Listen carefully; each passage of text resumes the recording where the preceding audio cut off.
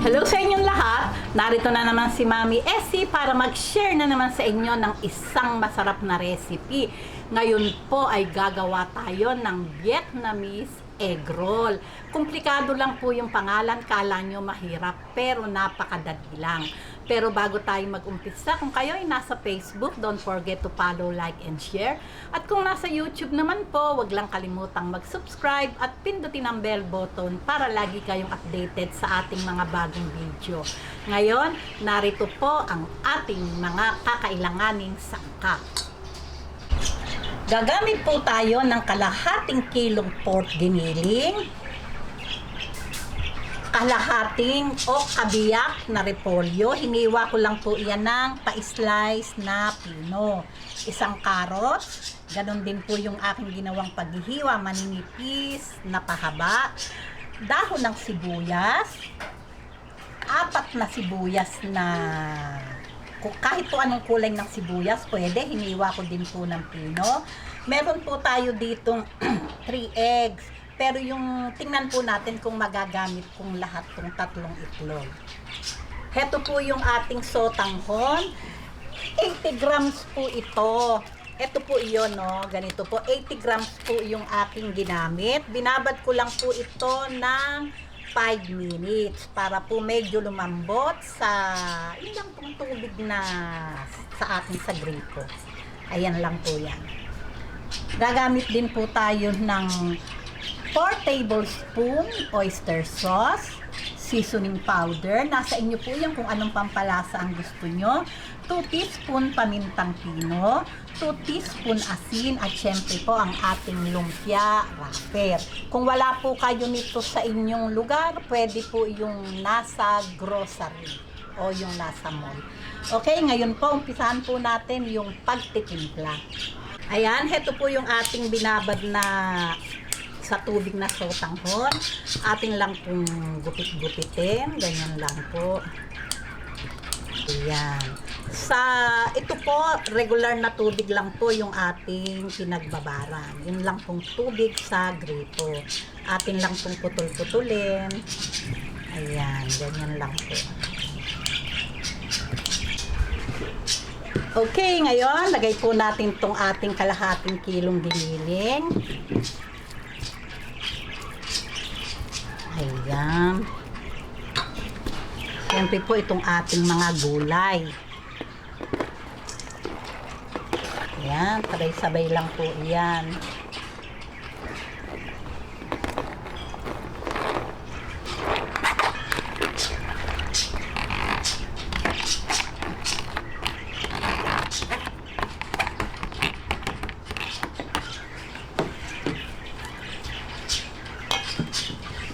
Lagay po natin tong ating sotanghon. Kakamayin ko na po at malinis ang aking kamay.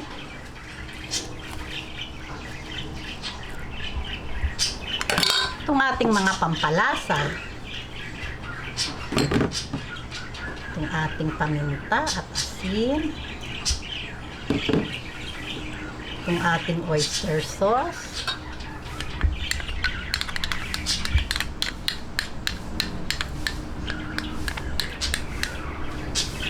Ayan, itong ating egg. Large po itong egg na ating ginamit.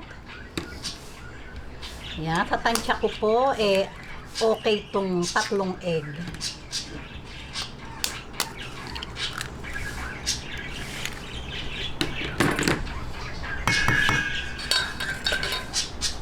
Ngayon, atin na pong hahaluin. Siyempre po, gagamitan ko na ng kamay.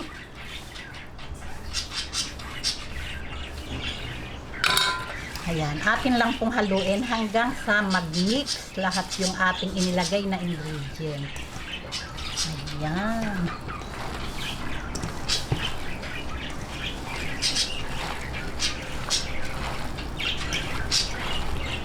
Ayan, okay na po ito. Na-mix na po nating mabuti.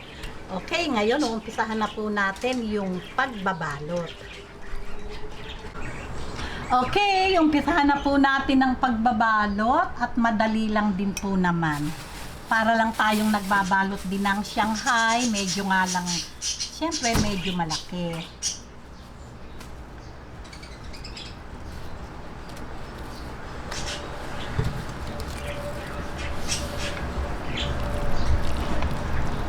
Ayan. Balutin na po natin.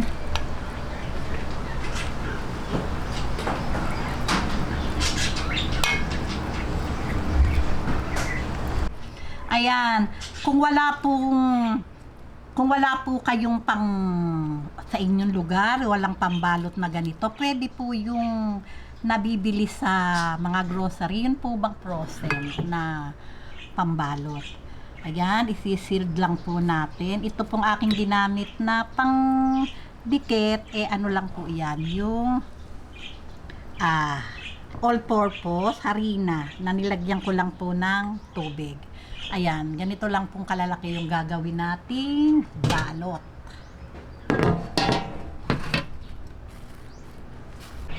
Ayan, medyo po siyempre lalakihan natin ang bahagya dahil po talaga ngayong nabibili medyo po may kalakihan. Para po ba tayong kumakain ng lumpiang toge. Ayan, ganyan lang po. Ayan, syempre dire-diretso lang po yung ating pagbabalot hanggang sa matapos tong ating pagbabalot ay diretso na po sa pagpiprito.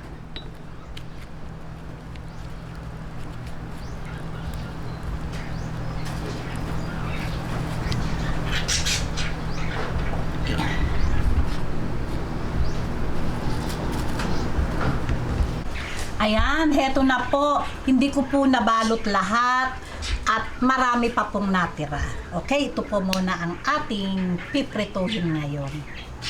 Ayan, pagka po ganitong mainit na yung mantika, yung pong wag natin paiiniting mainit na mainit.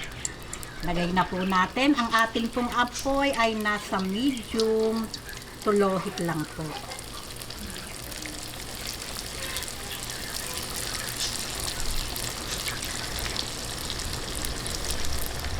Ayan, hintayin lang po nating mag golden brown yung magkabilang side.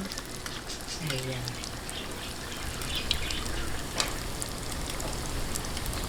Oh, di po, may habol pa pala ko. Di po ba? Akala lang natin mahirap gawin kasi Vietnamese roll, egg roll yung ating title sa ating niluto. Pero sa atin po ito para lang din siyang Shanghai. O di po ba? Kaya lang po yung balot medyo po malaki, hindi kamukha ng Shanghai. Ito para na pong lumpiang toge. Yung balot, syempre po mas lamang yung giniling kaysa sa gulay. Ayan, pagka po ganitong golden brown na, atin na pong hanguin, no? Kabango.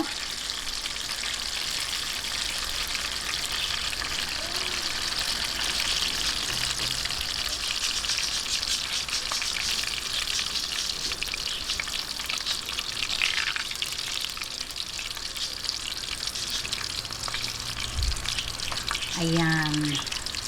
Pagka ganyan, kagandahan po itong ganitong kulay ng ating Vietnamese egg roll. Yung ganyan. Medyo light po itong tatlo pa. Medyo lang po natin pagandahin pa ng bahagya yung kanyang kulay. Ayan, hanguin na po natin at ituloy lang po natin yung pagpiprito hanggang sa matapos. Napakabango.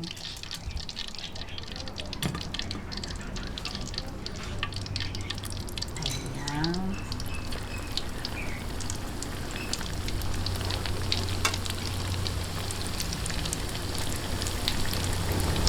Ayan, okay na po ito. Napakaganda ng pagkakaprito. Ayan, syempre po, pagkahango, tikiman na po tayo.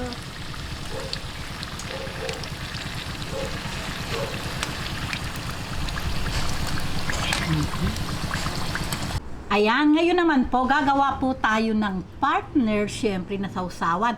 Pero nasa inyo po iyon kung gusto nyo po suka, kung gusto nyo naman ay ketchup o yung chili sauce, pwede po iyon.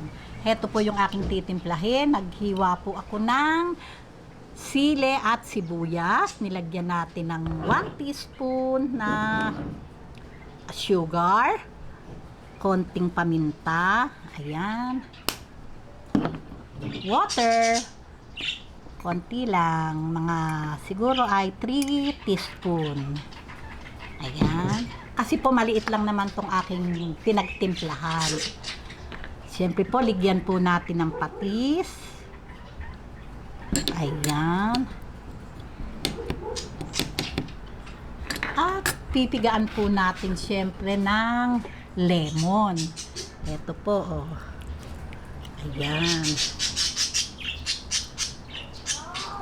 Ayan. Dahil po ayan, heto na po yung ating masarap din na sausawan. Kailangan po ang maging lasa ng ating sausawan maalat-alat, na manamis-namis, at maasim-asim dahil po sa lemon.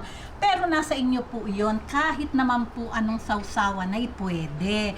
Ngayon, tikman na po natin ang ating masarap na reseping Vietnamese egg roll. Okay, tikiman na po. Mainit. Oh, ayan, nakita nyo naman po yung loob. Talaga namang yummy. Ito po, hanggat mainit, kakainin na po natin. Huwag na po nating palalamigin. Ayan, sausaw po natin. Okay, tikman na po natin.